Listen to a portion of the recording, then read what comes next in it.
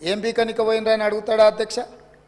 మాజీ ముఖ్యమంత్రిగా 10 ఏళ్ళు పనిచేసి, కేంద్ర మంత్రిగా పనిచేసి, రాష్ట్ర మంత్రిగా పనిచేసి, శాసనసభ్యుడిగా పనిచేసి, పార్లమెంటుగా పనిచేసి, గొప్పలు చెప్పుకొని జబ్బలు జరుచుకునే ఉద్యమకారుని అనేట ఆయన ప్రధాన ప్రతిపక్ష పార్టీ హోదాలో ఉండి ఒక రాష్ట్ర ముఖ్యమంత్రిని పట్టుకొని ఏం బీకనిక పోయినావు అని అడిగితే, రా ఇప్పటికే ప్రజల్ని పాయింట్ ఊడబిక్కురు, ఉన్న అంగి చొక్కా కూడా ఊడబిక్తాం.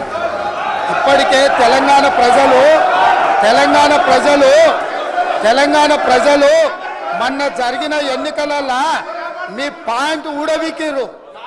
ఇవాళ ఆ పాయింట్ ఊడబీకితే చెప్పుకునే దిక్కులేక బొక్కబోర్ల పడితే బొక్కలు ఇరిగినాయి మీకు. అయినా మీ బుద్ధి మారలేదు. ఒక ముఖ్యమంత్రిని పట్టుకొని ఏం బీకనిక పోయినావని అడుగుతారా అధ్యక్ష? ఇది పద్ధత? ఈ రాష్ట్రం 4 కోట్ల ప్రజలు ఓట్లేసి గెలిపించిన ముఖ్యమంత్రిని పట్టుకొని ఏం బీకనిక పోయినావని అంటారా అధ్యక్ష? ఇదేనా తెలంగాణ సాంప్రదాయము?